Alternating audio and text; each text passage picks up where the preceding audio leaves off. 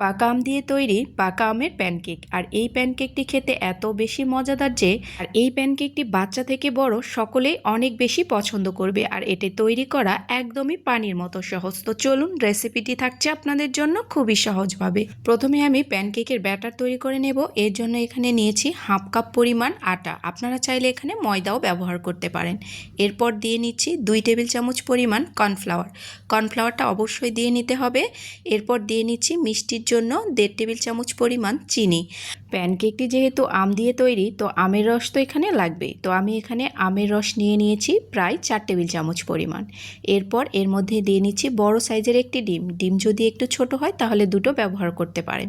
এরপর দিয়ে নিচ্ছি হাফ কাপ পরিমাণ নর্মাল টেম্পারেচারের দুধ। আপনারা চাইলে গুঁড়ো দুধটাও পানি দিয়ে গুলে এখানে ব্যবহার করতে পারেন। এখন সব কিছু ভালো মতো করে মিক্সড করে নেব। তো ব্যাটারটা অনেক বেশি পাতলা আবার অনেক বেশি ঘন হবে না। তো সামান্য একটু ম্যাঙ্গো এসেন্স দিয়ে নিচ্ছি।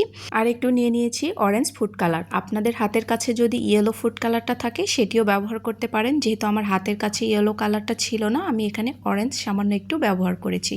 তো দেখুন, ব্যাটারটা কিন্তু প্রায় হয়ে এসেছে। এই পর্যায়ে আমি ব্যাটারের মধ্যে দিয়ে নেব 2 টেবিল চামচ পরিমাণ ঘি।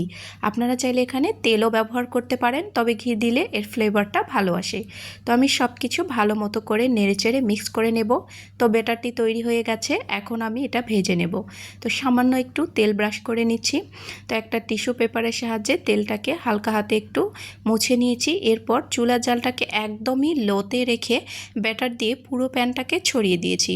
তো কিছুক্ষণ বাদে এটা হয়ে এসেছে। তো এটাকে উল্টিয়ে নেওয়ার কোনো প্রয়োজন নেই। আমি এটাকে সরাসরি উঠিয়ে নিয়েছি। পেছনের দিকটা হালকা একটু ব্রাউন কালার এসেছে।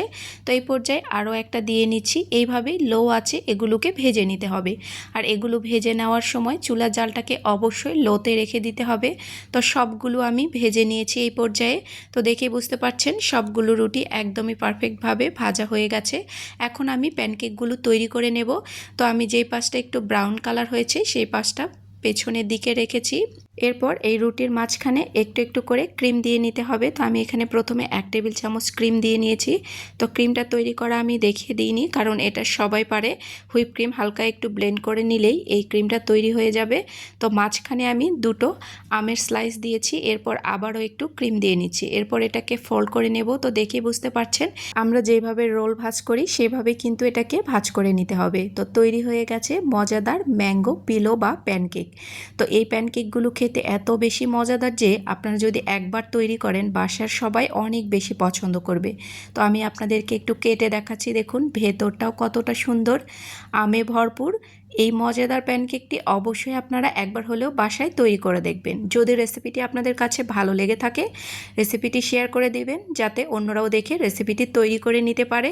এই আমের সিজনে আপনারাও কিন্তু বাসায় একদমই খুব সহজভাবে এই প্যানকেকটি তৈরি করে নিতে পারেন।